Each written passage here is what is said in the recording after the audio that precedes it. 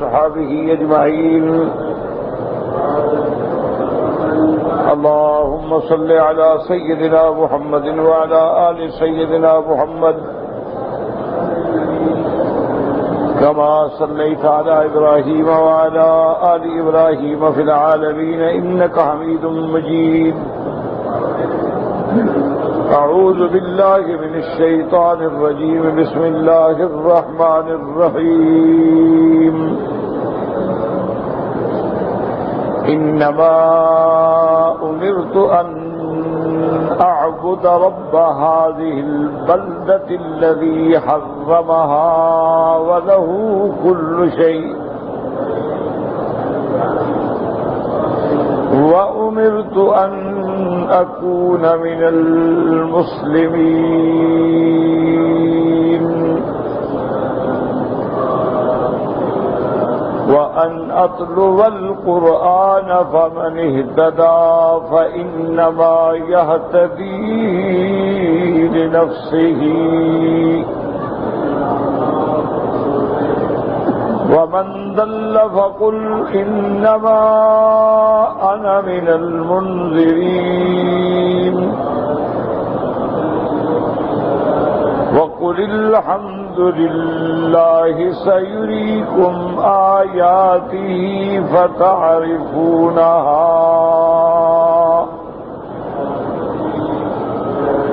وما ربك بغافل عما تعملون. اللہ تبارک و تعالی نے کلام مقدس کی ان آیات مبارکہ میں ارشاد فرمایا کہ میرے محبوب صلی اللہ علیہ وسلم آپ اپنی امت پہ واضح فرما دیں کہ انما امرت ان اعبد رب هذه البلدة الذي حرمها، کہ مجھے اسی کا حکم دیا گیا ہے کہ میں اس گھر کے رب کی عبادت کروں. آپ نے الحمدللہ جیسا کہ سابقہ آیات مبارکہ میں پڑھا ہے کہ سب سے پہلے مسئلہ توحید تھا. مسئلہ توحید الوہیت تھا اور اس میں دلائل تھے، اور اس کے بعد پھر اللہ تبارک و تعالی نے مسئلہ علم غیب کا ذکر فرمایا کہ علم غیب جو ہے وہ خاصہ خدا ہے. اللہ تبارک و تعالی اگر چاہتے ہیں وہ اپنے انبیاء علیہم السلام اولیاء کرام کو بعض غیوب پہ اطلاع فرما دیتے ہیں،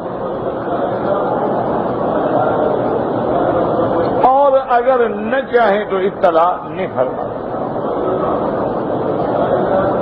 ان مسائل کے بعد پھر مسئلہ ہم نے پڑھا تھا اس بات معاد کا کہ مرنے کے بعد ہم نے اٹھنا ہے اور اللہ کی دربار میں پیش ہونا ہے. وہاں حساب بھی ہوگا، سزا جزا بھی ہوگا.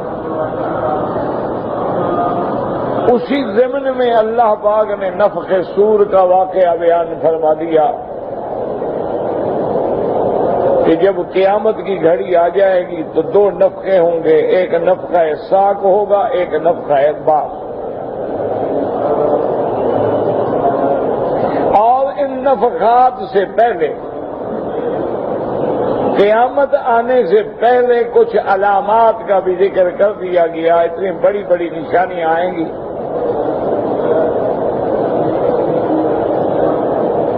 کہ ایک تو جانور نکلے گا اور انسانوں کی طرح کلام کرے گا. اسی طرح ایک دھواں ہوگا اور اسی طرح اللہ تبارک و تعالیٰ کے پیغمبر نے فرمایا کہ دھوئیں کے علاوہ 3 خسف ہوں گے. خسف مانا ہوتا ہے زلزلہ آ کے زمین کا دھنس جانا.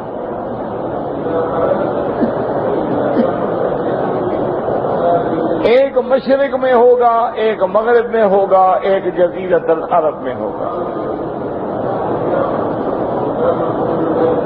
اسی طرح علامات قیامت میں ہے کہ طلوع الشمس من مغربہا، کہ سورج جو ہے وہ مغرب سے نکلے گا۔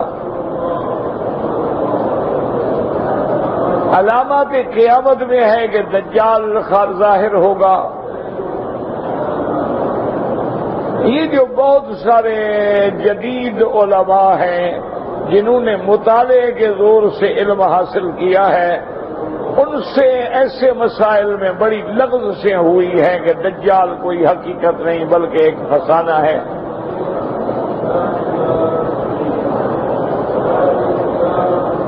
یہی وجہ ہوتی ہے کہ علماء کرام نے شرائط رکھے ہیں کہ اگر آپ نے علم تفسیر پڑھانا ہے، حدیث پڑھانا ہے، تو اس کے لیے شرائط ہیں کہ پہلے یہ علم ہونے ضروری ہے۔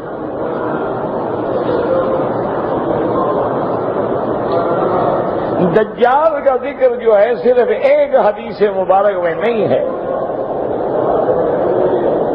بلکہ متعدد احادیث مبارک میں اس کا ذکر ہے۔ اور حضور صلی اللہ علیہ وسلم نے امت کو تعلیم دی ہے کہ فتنہ دجال سے پناہ مانگو۔ اگر دجال ہے ہی نہیں تو پناہ مانگنے کا کیا مطلب؟ اللہم انی اعوذ بک من عذاب القبر واعوذ بک من فتنۃ المسیح الدجال واعوذ بک من فتنۃ المحیا وفتنۃ الممات۔ تو دجال اگر ہے ہی نہیں، افسانہ ہے، تو پناہ مانگنے کا کیا مطلب؟ اور پھر میرے آقا نے اتنی وضاحت سے بیان فرمایا کہ ہر نبی نے دجال سے ڈرایا ہے، یعنی اس کا اتنا بڑا فتنہ ہے کہ ہر پیغمبر اپنے اپنے دور میں ڈراتے گئے۔ لیکن فرمایا کہ جس انداز اور وضاحت سے میں نے بتلایا ہے کسی پیغمبر نے نہیں بتلایا کہ دجال ہوگا اور ایک آنکھ سے کانا ہوگا اور پورے عالم میں پھرے گا، ماں سوائے حرمین کے ہر جگہ پہنچے گا۔ اس کے بعد قوت استدراجیہ ہوں گی، جیسے اللہ نے شیطان کو بھی طاقت دی ہے کہ جہاں چاہے پہنچ جاتا ہے، جو شکل چاہے بنا لیتا ہے۔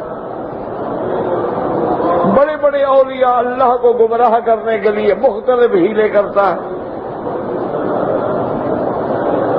اسی طرح اس کا بھی ایک تخت ہے، اس کی بھی ایک فوج ہے، ایک لشکر ہے جو پورے عالم میں شرارت و فساد پھیلا رہا ہے۔ یہ قوت استدراجیہ ہوتی۔ اسی طرح دجال کو بھی اللہ نے ایسی قوتیں دی ہیں، تاکہ امتحان تو تب ہوگا نا کہ اس کے بعد ایسے مظاہر ہوں اور مومن پھر اس کو کہے کہ تم کافر دجال ہو۔ تو اس لیے ہمیشہ یاد رکھیں کہ دجال ہوگا اور قیامت سے پہلے ظاہر ہوگا، یہ حقیقت ہے، کوئی فسانہ نہیں۔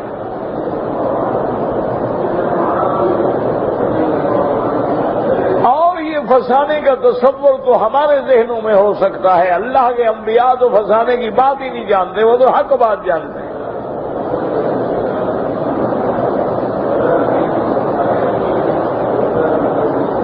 اسی طرح حضور نے فرمایا کہ یاجوج و ماجوج بھی نکلیں گے۔ یاجوج و ماجوج ایک قوم ہے، ذوالقرنین نے ان کے آگے سد سکندری بنا دی،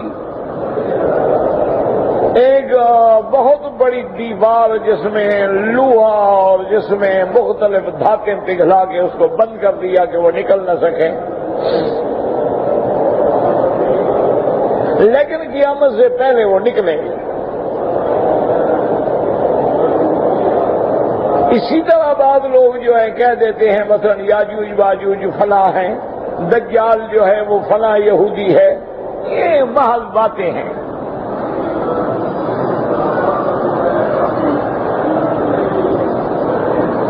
یاجوج ماجوج کا بھی ایک حقیقت ہے، اور اللہ نے اس کا باقاعدہ قرآن میں ذکر کیا ہے، حتیٰ کہ ذوالقرنین نے ان سے کہا کہ اعینونی بقوۃ نجعل بینکم وبینہم ردما آتونی زبر الحدید، اور ایک دن میرے محبوب دو عالم رحمت دو عالم نیند سے بیدار ہوئے تو آپ بہت پریشان تھے، اور آپ کی زبان مبارک پہ تھا کہ ویل للعرب من شر قد اقترب، ہے ہلاکت عرب کے لیے، فتنہ قریب آ گیا، قریب آ گیا۔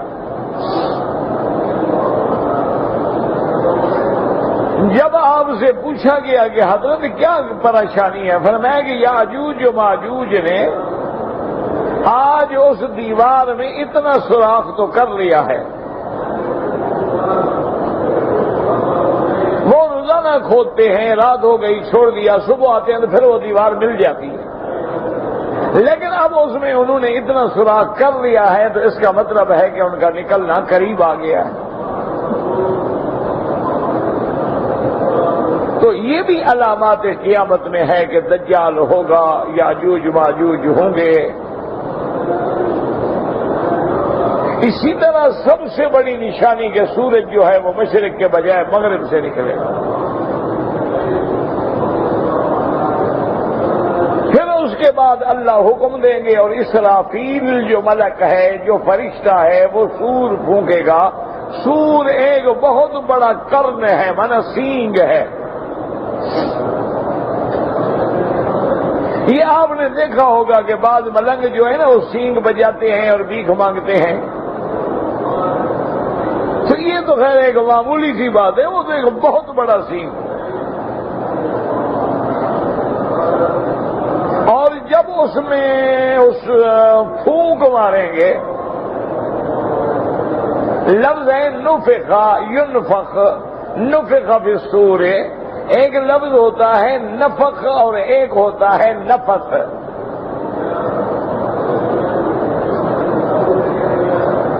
تو نفخ اور نفث میں ایک فرق ہے کہ نفخ کہتے ہیں کہ پھونک ماری جائے، خالی ہوا ہو۔ نفث کا معنی ہے کہ پھونک ماری جائے لیکن تھوڑا تھوڑا اس کا جو تھوک ہے وہ بھی شامل ہو، جیسے کسی درد کی جگہ پہ پڑ کے آدمی پھونک مارتا ہے۔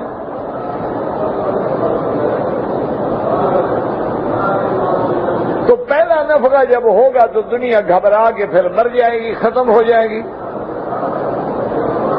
پھر 40 سال کا عرصہ گزرے گا، دوبارہ سور پھونکیں گے، تو پھر ساری دنیا جو ہے دوبارہ زندہ ہو جائے گی۔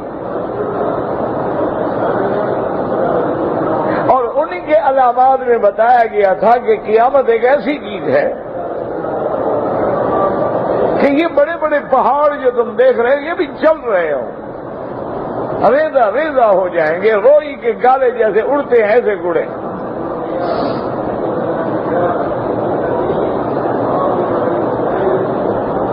اور پھر جب سب لوگ میدان محشر میں ہوں گے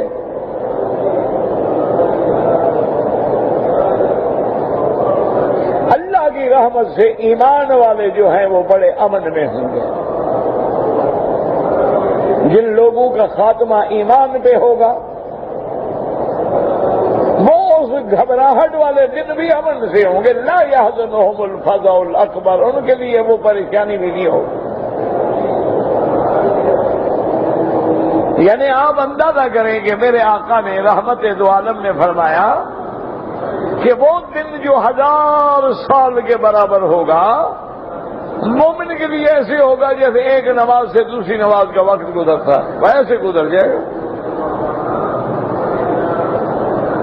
اس کی وجہ ہے نا کہ اگر آپ راحت و آرام کے دن ہوں تو ان منٹوں میں گزر جاتے ہیں، اور کسی کو نعوذ باللہ قید خانے میں بٹھا دیں، تندور پہ بٹھا دیں تو 1 گھنٹہ جو ہے وہ معلوم ہوتا ہے مہینہ گزر گیا ہے۔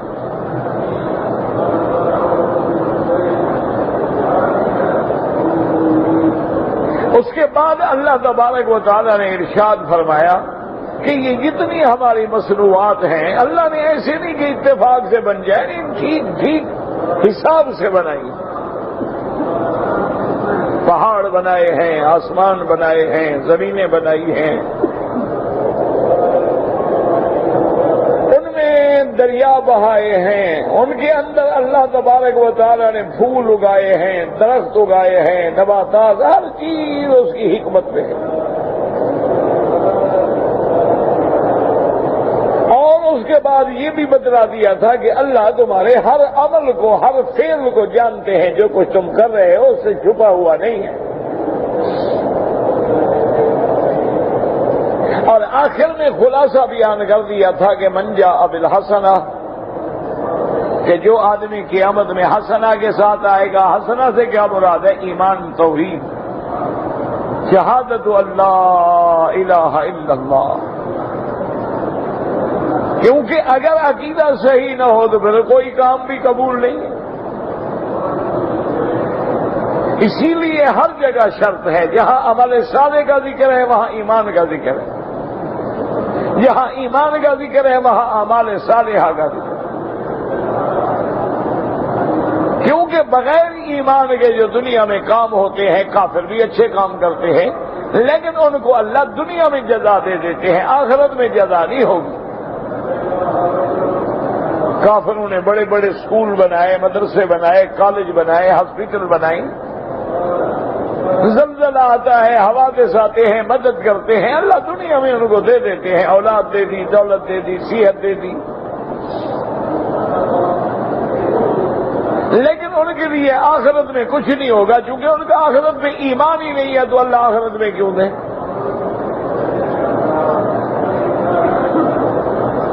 تو اس لیے فرمایا کہ جو آدمی اللہ کی توحید پہ، ایمان پہ خاتمہ ہوگا اس کے لیے جنت ہے، اور جو لوگ شرک پہ مریں گے ان کو منہ کے بل جہنم میں گرایا جائے گا، اور پھر وہ ہمیشہ اس جہنم میں رہیں گے۔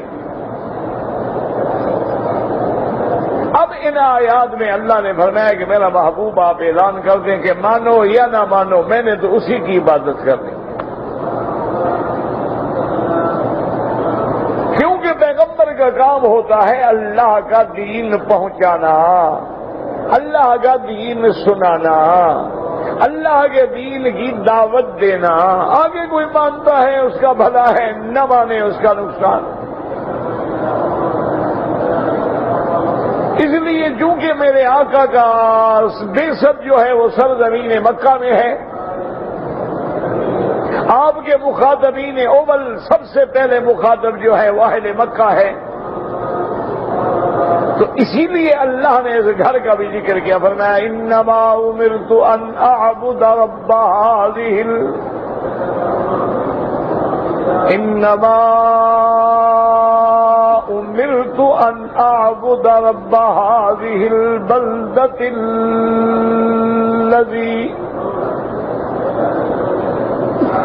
هذه البلدة الذي حرمها وله كل شيء۔ آپ نے فرمایا میں حکم دیا گیا، امر کیا گیا، اللہ نے مجھے حکم دیا ہے ان اعبد، کہ میں عبادت کروں اس رب کی، ان اعبد رب هذه البلدہ۔ البلدہ سے کیا مراد ہے؟ یعنی حرم، مکہ، کعبہ، سب بلدہ۔ الذی حرمها، یاد رکھیں یہاں دو ترجمے ہیں، الذی حرمها جس کو اللہ نے حرمت دی، عزت دی، شان دی، کہ ساری دنیا میں افضل ترین، اعلیٰ ترین بقعہ جو ہے مبارکہ وہ اللہ کا کعبہ ہے۔ اسی لیے کہیں کہیں قرآن نے فرمایا الذی ببکۃ مبارکا وہدی للعالمین۔ گھر جو ہے برکت والا مرکز ہدایت ہے انس و جن کے لیے. اور کہیں اللہ نے فرمایا وَإِذْ جَعَلْنَا الْبَيْتَ مَثَابَةً لِلنَّاسِ وَأَمْنًا. اللہ نے فرمایا کہ ہم نے اس گھر کو ایسا گھر بنایا ہے کہ جہاں بار بار لوٹ کے دنیا آئے گی، اور امن کی جگہ بنایا. کیا مانا؟ ایمان کے ساتھ آئے گا، ایمان کے ساتھ طواف کرے گا تو اللہ پاک اس کو جہنم کی آگ سے امن دیں گے.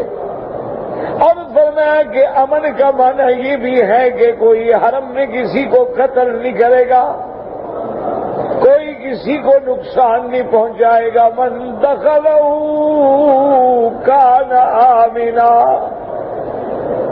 اس لیے حضرت امام ابو حنیفہ رحمۃ اللہ علیہ وہ فرماتے ہیں اگر کوئی آدمی سرزمین حرم کے اندر ارتکاب جرم کرتا ہے یا جرم کر کے حرم میں آ جاتا ہے، فرماتے حرم میں سزا نہ دو، باہر نکالو.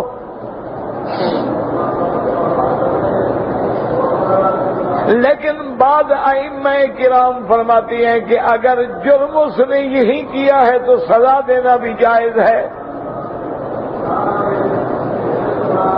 اس لیے فرماتی ہیں کہ من دخلہ کان آمنا، یا فرماتی ہیں الذی حرمہا، کہ وہ گھر، وہ شال، وہ بستی جس کو اللہ نے حرمت دی، عزت دی، شان دی، یا وہ گھر جس کو اللہ تبارک و تعالی نے جس میں ہر چیز کو حرام کر دیا ہے، کوئی کسی کو نقصان نہیں پہنچا سکتا. حضور نے فرمایا کہ اس کے اندر کوئی درخت ہو تو نہ کاٹا جائے، حرم کی حدود میں کوئی شکار بیٹھا ہو تو اس کو نہ بھگایا جائے، حتیٰ کہ کوئی کانٹا ہے تو اس کو نہ کاٹا جائے. حدود حرم میں کوئی چیز گری پڑی ہے تو نہ اٹھائی جائے، اگر اٹھاؤ تو پھر اعلان کرو تاکہ مالک تک پہنچے. اس گھر کی حرمت.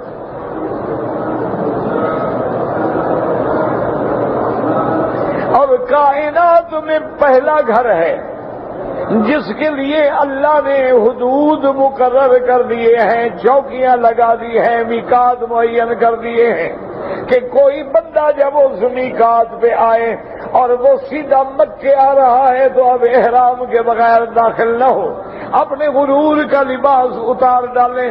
بادشاہ ہے، گدا ہے، تکبر کے کپڑے اتار کے کفن کی چادریں پہن کے لبیک ادب سے پڑھتے ہوئے گھر میں حاضر ہو.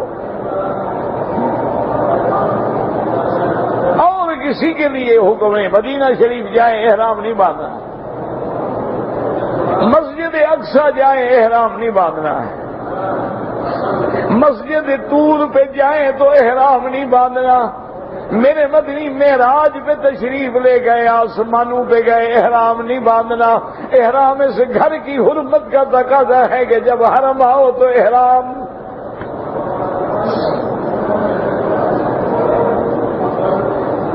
اور احرام کا کیا معنی کہ اپنے اوپر وہ چیزیں جو حلال تھیں حرام کر دو. خوشبو لگانا حلال تھا، احرام میں حرام. بیوی حلال تھی، احرام میں حرام. ناخن حجامت حلال تھی، احرام میں حرام.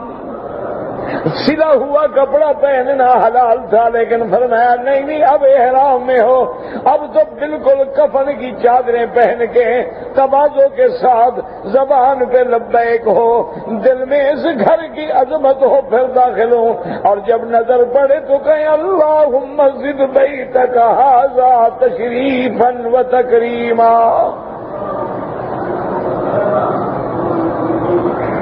اللہم زد بیتک ھذا تشریفا و تکریما و تعظیما و مہابتا و برا و تقوی. یا اللہ اس گھر کی عظمت میں قیامت تک اور اضافہ فرما. اس لیے فرمایا یہ گھر ہے بلدۃ الذی حرمہا، یہاں لڑائی بند، تلوار اٹھانا بند، کسی کو مارنا بند، حتیٰ کہ لوگ اپنے باپ کے قاتل کو بھی دیکھتے تھے، کہتے حرم میں نہیں چھیڑیں گے۔ افضل بکات ساری کائنات میں سب سے افضل، سب سے اللہ کا پسندیدہ، سب سے اللہ کے ہاں بہتر ٹکڑا جو ہے وہ حرم کعبہ ہے۔ میرے محبوب رحمت دو عالم سیدنا محمد مصطفیٰ صلی اللہ علیہ وسلم آپ کھڑے ہیں، کعبہ سامنے ہے، فرمایا واللہ انک لخیر ارض اللہ، فرمایا مجھے اللہ کی قسم ہے کعبہ تو ساری دنیا کی زمین میں سب سے بہتر جگہ ہے۔ اور فرمایا کہ اے کعبہ اگر مجھے میری قوم ہجرت پہ جانے پہ مجبور نہ کر دیتی ما خرجت منک ابدا، میں تجھے چھوڑ کے کبھی نہ جاتا۔ حاجیوں عمرے والوں اللہ کا شکر کرو کہ اللہ نے تمہیں کعبے میں آنے دیا ہے۔ بڑے بڑے اولیاء اللہ روتے گئے تڑپتے گئے، کعبہ نصیب نہ ہوا۔ بڑے بڑے عاشقان رسول تڑپتے رہے، بڑے بڑے اولیاء اللہ، لیکن اللہ کو منظور نہیں تھا، حاضری نہیں ہوئی۔ تو اگر اللہ نے موقع دیا ہے تو کعبے کا ادب کرو، اللہ نے موقع دیا ہے تو حرم الشریفین کا ادب کرو، اللہ نے موقع دیا ہے تو حرمین کے اوقات کو ضائع نہ کرو، نماز میں، طواف میں، تلاوت میں ایک ایک منٹ کا رس نچوڑو، یہ نہیں کہ بتائے ہوٹلوں میں پڑے رہو۔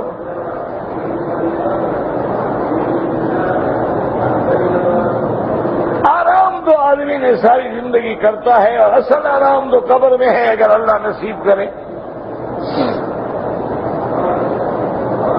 یہاں جب آپ آئے ہیں تو اپنے اوقات کو اللہ کے کعبے میں تقسیم کریں گے، یہ طواف کے لیے ہے، یہ نوافل کے لیے ہے، یہ تلاوت قرآن کے لیے ہے، یہ درود کے لیے ہے۔ تھک جاؤ کچھ نہ کرو، سامنے بیٹھ کے دیکھتے رہو، فرمایا تیرا نظر ڈالنا میں رحمت ڈالوں گا۔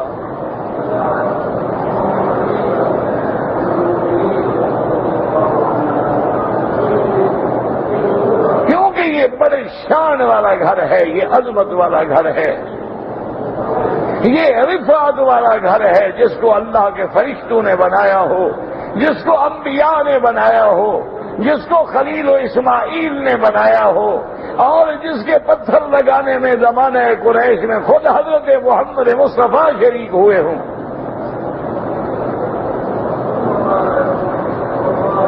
اس لیے اللہ نے فرمایا کہ میرے محبوب اعلان کر دیں کہ انما امرت ان اعبد رب هذه البلدة الذي حرمها، انما حصر کے لیے ہے، یعنی اسی کا مجھے حکم دیا گیا، امر کیا گیا۔ معلوم ہوا کہ امر کرنے والی اللہ کی ذات ہے، حضور معمور ہے، مخلوق ہے۔ اور یہ معلوم ہوا کہ عبادت کس کی کرنی ہے، اس گھر کی نہیں، اس گھر کے رب کی عبادت کرنی ہے۔ ان اعبد رب هذه، اسی سے سبق سیکھو کہ اصل عبادت کا حقدار اللہ ہے، اس گھر کے رب کی عبادت ہے۔ اولیاء کی قبروں پہ جاتے ہو تو اولیاء کے خالق کی عبادت کرو، اولیاء کو پیدا کرنے والے کی عبادت کرو، اولیاء کو ولی بنانے والے کی عبادت کرو، نہ کہ اولیاء کو سجدے کرو۔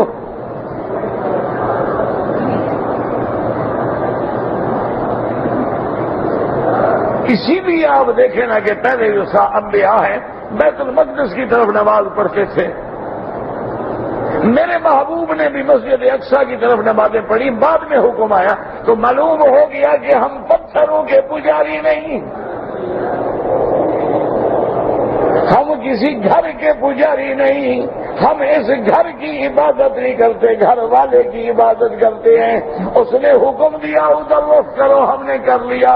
اس نے حکم دیا فَوَلِّ وَجْهَكَ شَطْرَ الْمَسْجِدِ الْحَرَامِ، کہ اب ادھر رخ نہ کرو، ادھر کرو حاضر۔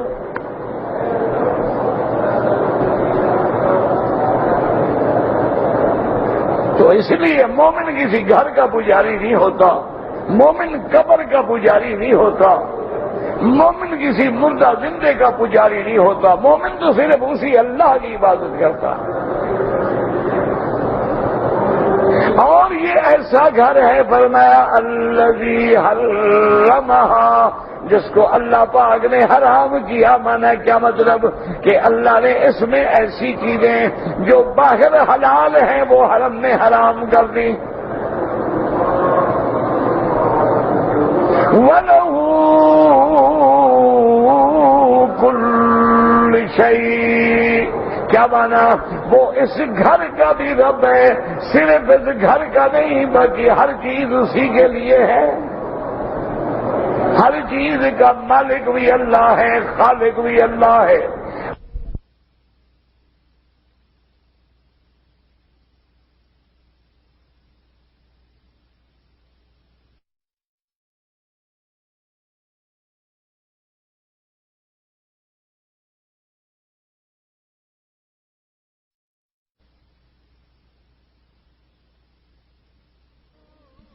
کل شیء، کیا مانا؟ یعنی ہوا خالق و ملیک مالک الملک لا الہ الا ہو وامرت ان اکون من المسلمین۔ اور حضور نے فرمایا اللہ نے مجھے حکم دیا ہے کہ میں اس کی توحید کا اقرار کرنے والا، اس کی خالص عبادت کرنے والا، اس کے آگے جھکنے والا، اس کی اطاعت کرنے والا بنوں۔ وَأُمِرْتُ أَنْ أَكُونَ وَأُمِرْتُ أَنْ أَكُونَ مِنَ الْمُسْلِمِينَ، کیا مانا؟ موحدین، مخلصین، المطیعین، اسی کی اطاعت کرنے والا، اسی کی خالص عبادت کرنے والا، اسی کی بندگی کرنے والا، یہی مجھے حکم دیا گیا ہے۔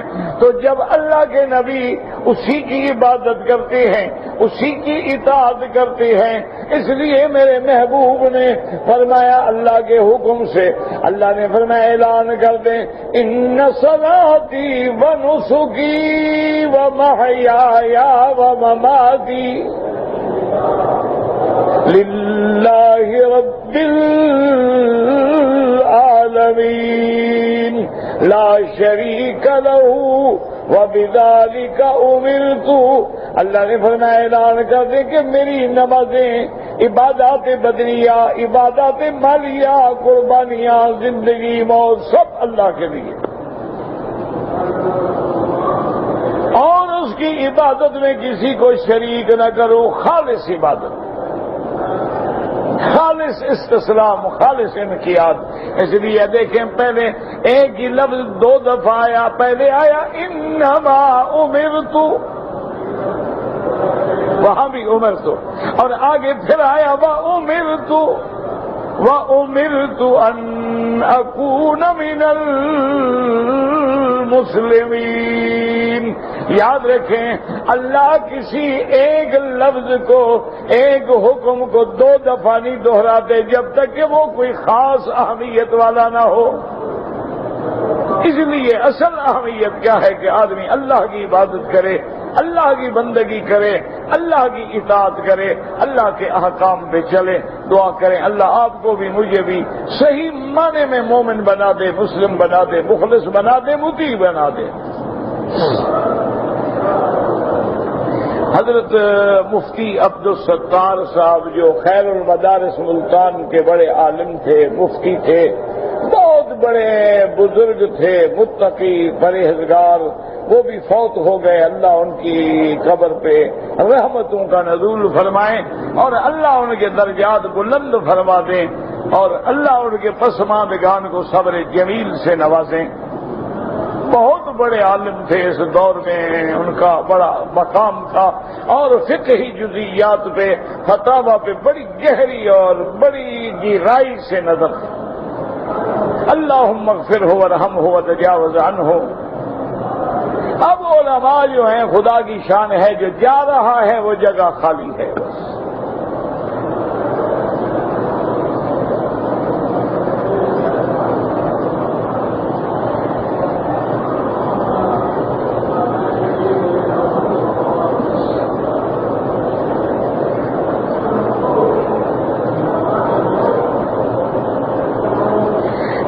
کہ ہم لوگ جب مدینہ شریف میں جاتے ہیں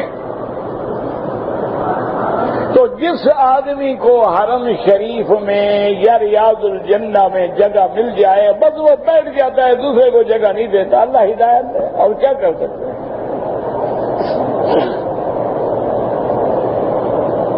یہ تو میرا بھائی ہر مسلمان کا احساس ہے کہ وہ دوسرے کا احساس کرے، ایک دوسرے کا طواف میں خیال کریں، حجر اسود پہ خیال کریں، ریاض الجنہ میں خیال کریں، اللہ کے گھر داخل ہونے میں خیال کریں، نکلنے میں خیال کریں. لیکن ہر آدمی جلدی میں ہے، لالچ میں بیٹھ گیا تو بیٹھ گیا.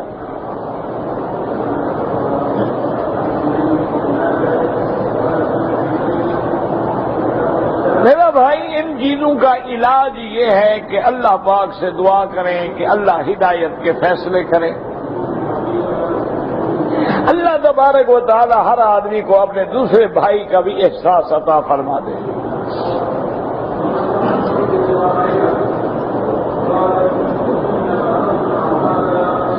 کہتے جی کہ بعض لوگوں کو ہم نے دیکھا ہے کہ روضہ رسول پہ جاتے ہیں یا جبل نور پہ جاتے ہیں یا جبل رحمت پہ جاتے ہیں اور تصویریں بناتے ہیں. بالکل حرام ہے. تصویر جو ہے کسی جاندار کی، انسان کی ہو یا جانور کی، اس پہ اللہ کے نبی نے لعنت بھیجی ہے. فرمایا لعن اللہ المصور والمصور لہ. تصویر کھینچنے والا کھنچوانے والا دونوں پہ لعنت. علماء نے فتویٰ دیا ہے کہ اضطرار ہے کہ پاسپورٹ ہے، آئیڈینٹی کارڈز ہیں، اقامے ہیں، مجبوری ہے کہ کوئی دوسرا ملک تسلیم نہیں کرتا، تو وہ حالت اضطرار ہے. ورنہ بغیر عذر کے تصویر بنانا جو ہے وہ جائز نہیں. خاص طور پہ جو لوگوں نے ایک رونق میلہ بنایا ہوا ہے کہ جبل رحمت پہ جاؤ، اونٹ پہ بیٹھو، فوٹو کھنچاؤ، شیطان کے ساتھ کھڑے ہو کے فوٹو کھنچاؤ، یہ تو ساری چیزیں جو ہیں. اور دشمن اتنا ذہین ہے کہ ایسی اس نے چال چلی ہے کہ ہر آدمی کے ہاتھ میں کیمرہ ہے، فوٹو کھینچ رہا ہے.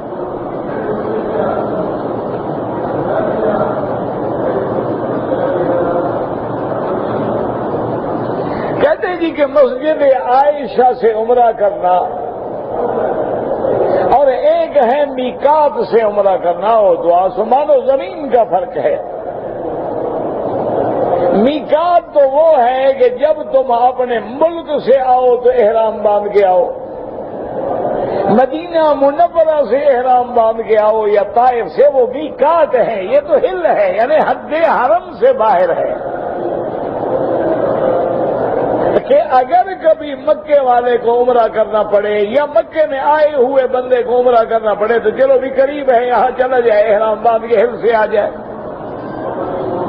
لیکن میقات کا عمرہ کہاں اور مسجد عائشہ کا عمرہ کہاں؟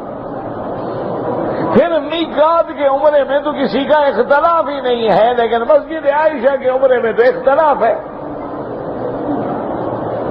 امام ابو حنیفہ رحمت اللہ علیہ اور امام شافعی رحمت اللہ علیہ تو قائل ہیں، لیکن امام احمد بن حنبل رحمت اللہ علیہ فرماتے ہیں کہ بالکل نہیں. کوئی عذر ہے تو ٹھیک ہے، ورنہ بالکل نہیں. وہ فرماتے ہیں عمرہ وہ ہے جو اپنے ملک سے آ رہے ہو، نہ کہ ادھر سے جا رہے ہو. لیکن امام ابو حنیفہ رحمت اللہ فرماتے ہیں کہ آ رہے ہو مانا باہر سے آ رہے ہو، جب چلے گئے تو باہر چلے گئے، پھر آ رہے ہو، بات تو وہی ہے.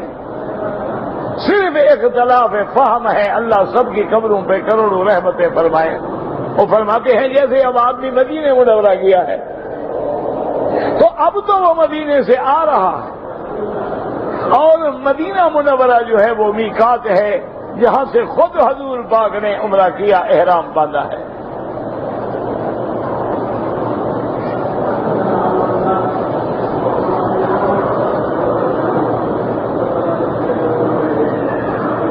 کہتے جی کہ اگر کسی شیعہ کے ساتھ کھانا پڑے کوئی بات نہیں، یا ان کو کبھی بلانا پڑتا ہے، میرا بھائی گزارش یہ ہے کہ ایسے مسائل میں کوئی فرق نہیں پڑتا ہے۔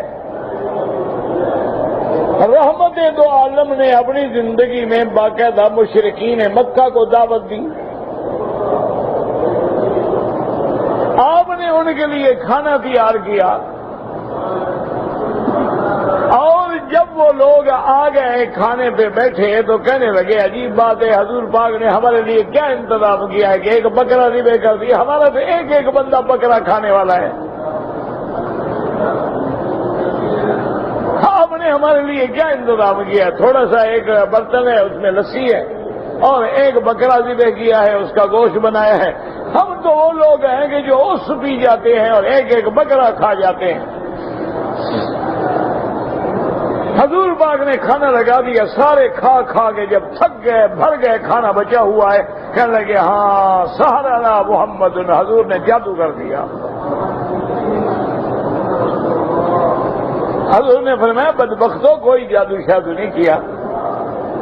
تو مقصد یہ تھا میرے پاک نبی کا کہ جب ہم بلائیں گے، دعوت پہ آئیں گے، کھانا کھلائیں گے، پھر میں اللہ کی توحید بیان کروں۔ تو اس لیے اگر آدمی ملے آئے جائے تاکہ ان کو بھی دین کی بات سمجھائے، ان کو بھی کلمہ حق کہہ سکے، یا بعض اوقات برادری ہوتی ہے، رشتہ داریاں ہوتی ہیں، آدمی مجبور بھی ہوتا ہے تاکہ رشتہ داری نہ ٹوٹ جائے۔ جیسے کہ ابو سفیان مدینہ منورہ میں جب آئے تو اس وقت وہ مشرک تھے، کافر تھے، اور ابو سفیان جو ہیں یہ حضور کی بیوی جو ہیں بی بی ام حبیبہ کے باپ ہیں۔ تو بی بی ام حبیبہ نے جا کے حضور سے پوچھا کہ یا رسول اللہ ابو سفیان آیا ہے، میرا باپ ہے لیکن ہے تو مشرک کافر ہے، اب میرے لیے کیا حکم ہے؟ فرمایا سیلی اب آگے جاؤ، اپنے باپ کی عزت کرو، خدمت کرو، کھانا کھلاؤ، تمہارا باپ ہے مشرک ہے تو کیا ہو گیا؟ اس لیے میرا بھائی ایسے حالات پیدا نہ کرو، ایسے تنافر نفرتیں پیدا نہ کرو، بلکہ کوشش کرو کہ دین کی بات پہنچاؤ، کوشش کرو کہ حق بات پہنچاؤ، اور اگر کوئی آدمی حق سننے کے لیے تیار نہیں تو پھر دور ہو جاؤ، پھر ان کا ملنا جو ہے وہ ظاہر ہلاہل ہے، آدمی پہ الٹا اثر ہوتا۔ اور خدا کی قدرت ہے کہ برائی جلدی اثر کرتی ہے اور اچھائی بڑی دیر سے اثر کرتی ہے۔ اب کسی کو نمازی بنانا ہو تو بڑی محنت کرنی پڑتی، لیکن بے نماز بنانا ہو 1 منٹ کی باؤ یا فلم پہ بیٹھتے ہیں، فلم دیکھتے ہیں، بس گیا ساری نمازیں گئی۔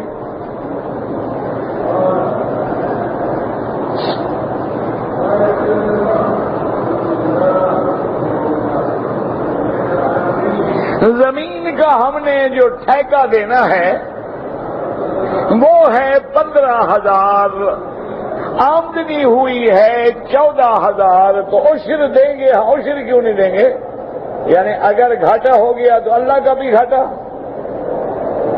عشر دو گے تو برکت ہوگی نا، اللہ بدلہ دیں گے۔ یہ تھوڑا ہے کہ اگر تمہیں پیسے زیادہ بچیں تو عشر دے دو، اور اگر تھوڑے بچیں تو عشر نہ دو، یہ کہاں لکھا ہوا ہے؟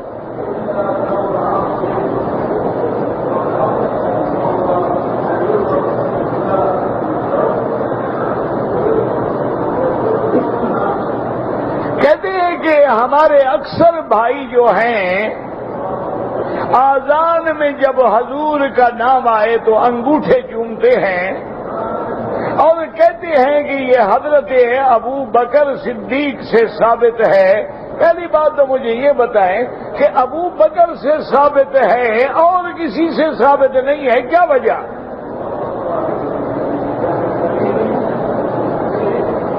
ٹھنڈے دل سے سوچو کہ جب اذان ہوتی تھی صرف اکیلے حضرت ابو بکر ہوتے تھے،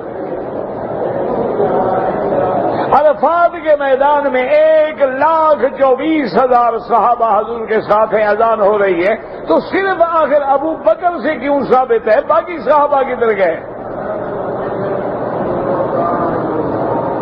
اور دوسری بات یہ ہے کہ ابو بکر سے بھی ثابت نہیں ہے، یہ جھوٹ ہے، یہ الزام ہے، کسی روایت میں نہیں ہے کہ حضرت ابو بکر رضی اللہ تعالیٰ عنہ انگوٹھے چومتے تھے۔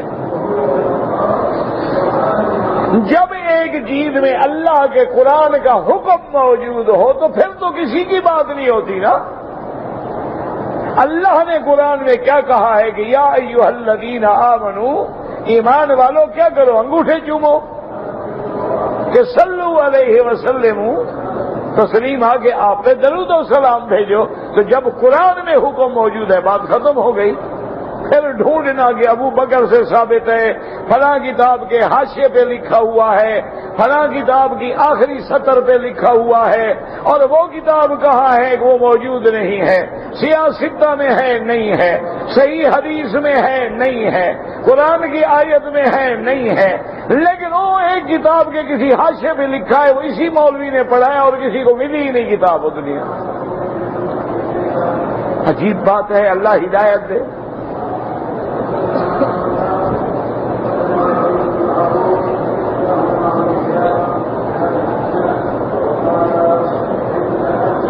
جب بھی اللہ سے دعا مانگے تو سیدھی دعا مانگے، کسی واسطے کی ضرورت نہیں۔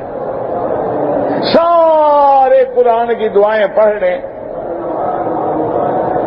پہلے سپارے سے لے کر والناس تک کہ اہدنا الصراط المستقیم، ربنا لا تؤاخذنا ان نسینا او اخطأنا، ربنا ولا تحمل علينا اسرا، ربنا ولا تحملنا۔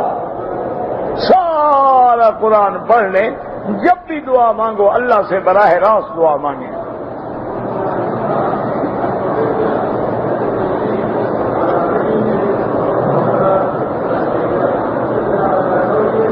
ایک آدمی نے عمرہ کیا ہے، عمرہ کرنے کے بعد جب عمرے کا طواف کر لیا تو 2 رکعت پڑھنا بھول گیا، صفا مروہ دوڑ لی، بعد میں یاد آیا کہ میں نے 2 رکعت نہیں پڑھی تھی، پڑھ لی، ٹھیک ہے کوئی بات نہیں، چاہے وہ 2 دن بعد بھی پڑھ لے تو کوئی مسئلہ نہیں۔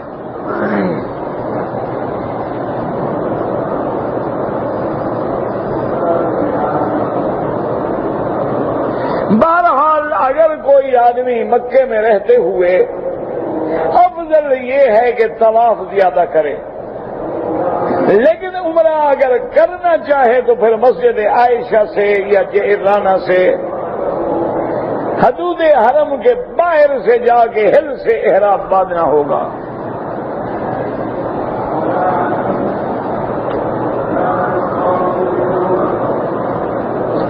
میں اپنے والد کے لیے طواف کروں، بالکل کرو، والد کے لیے تو صدقہ کرو، خیرات کرو، طواف کرو، دعا کرو، ہر کام کر سکتے ہو۔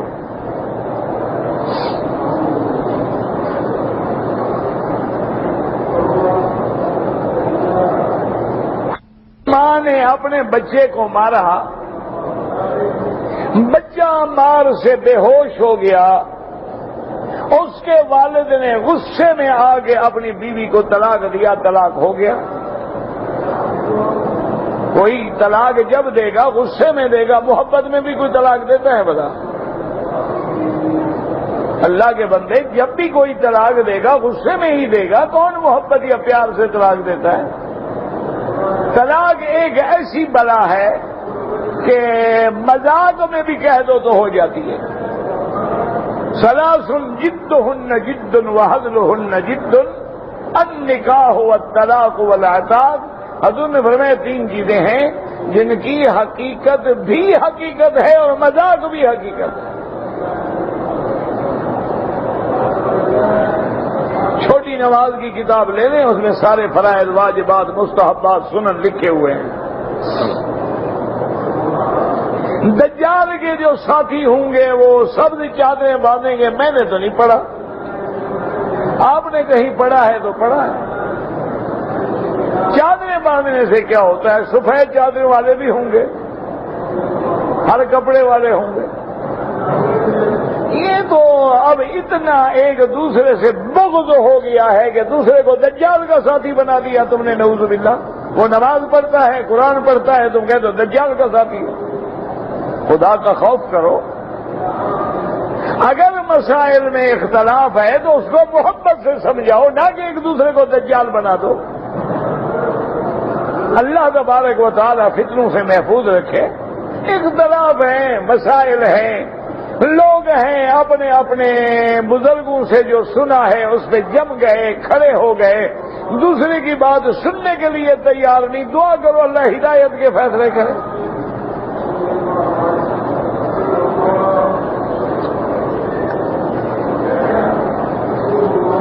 کہتے جی کہ نماز جنازہ جو ہے وہ بلند آواز سے پڑھیں یا آہستہ پڑھیں؟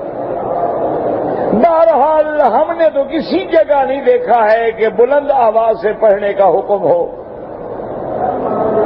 اللہ عالم جو پڑھتے ہیں ان کے پاس کوئی حدیث مبارک ہوگی، ان کو بھی ملی 1400 سال کے بعد ہے، ورنہ آج تک جو دور گزرا ہے وہ سب جنازہ آسانی سے خاموشی سے پڑھا جاتا تھا۔ اگر ہے حدیث تو آمنا۔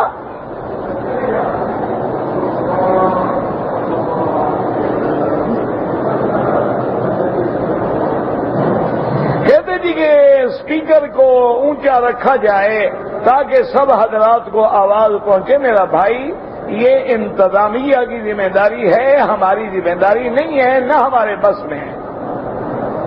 اس کے لیے واحد علاج ہے کہ دعا کریں کہ جو ان چیزوں کے منتظمین ہیں اللہ ان کو صحیح فیصلے کرنے کی توفیق دے۔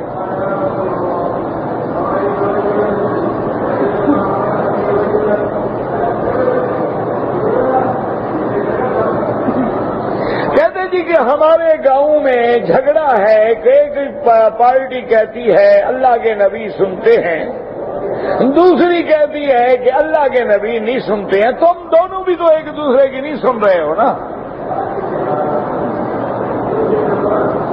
تم دونوں پارٹیاں اگر ایک دوسرے کی سن لو تو جھگڑا تو ختم ہو جائے نا، کہ یہ سوال ہم سے قیامت میں خدا نہیں پوچھے گا، پھر لڑائی کا کیا معنی؟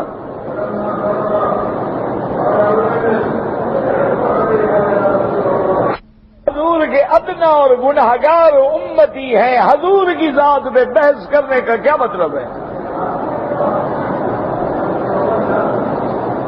بلا وجہ ایسے مسائل پیدا کر کے حضور کی امت کو لڑایا جاتا ہے، پتہ نہیں خدا کو کیا جواب دیں۔ خدا کے بندے انبیاء زندہ ہوتے ہیں، وہ عالم برزخ ہیں، لیکن انبیاء بھی زندہ ہیں، شہداء بھی زندہ ہیں، اور حضور کی صحیح حدیث مبارک ہے جو مجھ پہ سلام پڑے میں جواب دیتا ہوں۔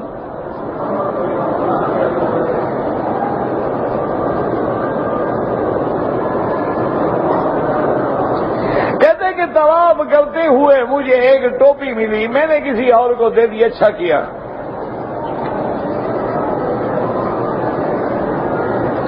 بہرحال جب جمعہ کا خطبہ ہو تو حکم شریعت کا یہ ہے کہ نہ طواف کرو نہ اور کام کرو، خطبہ سنو آرام سے۔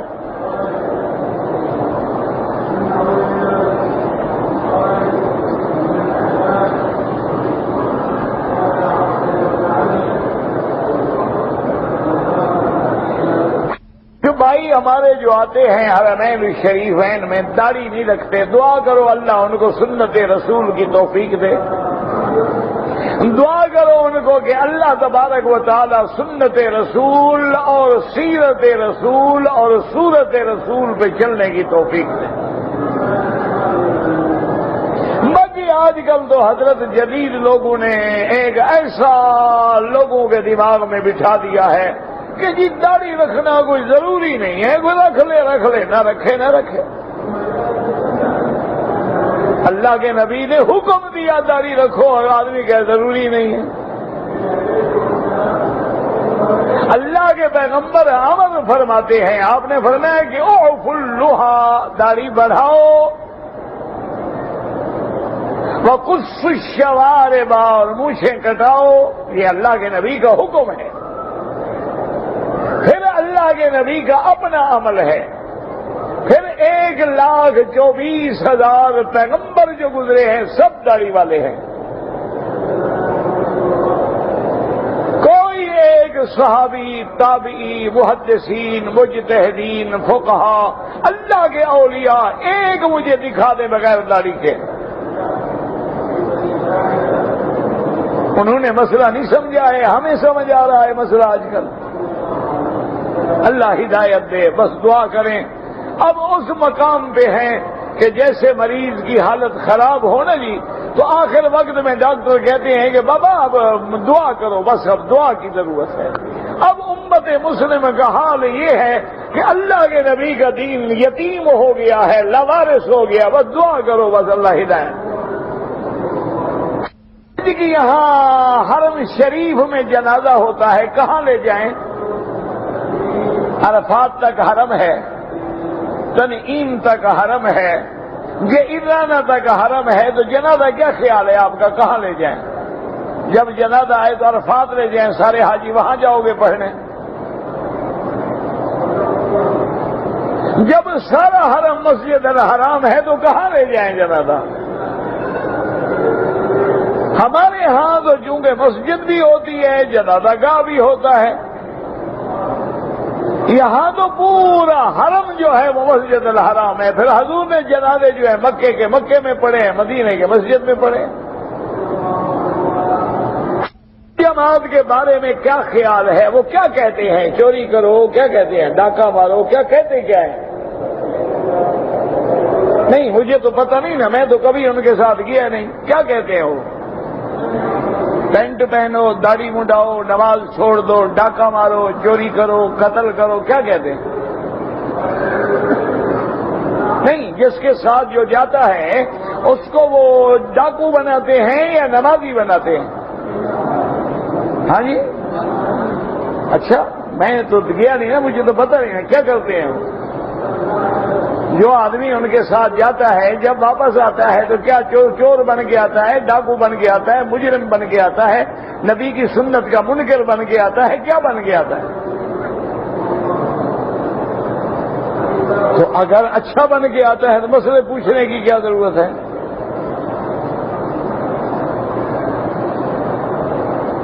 ہم نے کبھی بھی ان کے ساتھ ایک دن بھی نہیں لگایا، لیکن پوری دنیا میں ہم نے گھوما ہے، یہ دیکھا ہے کہ جو ان سے جڑا ہے اللہ نے اس کو نمازی بنایا، سنت پہ چلایا۔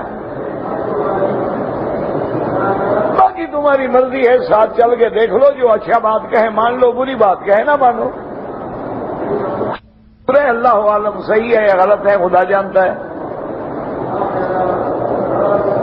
نورانی صاحب تھے نا، اللہ ان کی قبر پہ رحمت کرے، فوت ہو گئے، بہت بڑے لیڈر بھی تھے۔ تو ان کا جو معالج تھا نا، ڈاکٹر تھا نا، وہ اس جماعت کا تھا۔ تو جماعت والوں نے مشورہ کیا کہ بھائی قیامت میں خدا ہم سے پوچھے گا، ابھی نورانی کو دعوت دی کہ نہیں دی؟ اس کو بھی تو دعوت دیں ہم کسی طرح، نہ مانے لیکن دعوت تو دینی چاہیے۔ تو ڈاکٹر کے ذمہ لگایا گیا کہ تم طریقے سے ذرا بات کرو نورانی صاحب سے۔ ڈاکٹر نے دیکھا نورانی صاحب اچھے موڈ میں بیٹھے تھے، تو انہوں نے کہا کہ حضرت بات یہ ہے کہ یہ جو جماعت ہے تبلیغ کا کام کرتے ہیں، میں نے دیکھا ہے کہ ان کا جتنے لاکھوں کے اجتماع ہوتے ہیں تو سارے سنی ہیں، اہل سنت والجماعت ہیں، اور اہل سنت والجماعت کے بڑے تو آپ ہیں۔ اگر آپ اس جماعت کے ساتھ 2-4 مہینے لگا لیں تو پھر آپ کو وہاں یہ تقریر کا موقع دے دیں گے۔ جب آپ تقریر کریں گے وہ سارے لاکھوں مجمع آپ کا مرید ہو جائے گا، ہے تو سارے سنی ہو۔ تو نورانی صاحب ہنس پڑے اور کہنے لگے ڈاکٹر صاحب میں نے اگر 4 مہینے ان کے ساتھ لگا دیے تو میں بھی تو ان کا ہو جاؤں گا، پھر تقریر کیا کروں گا؟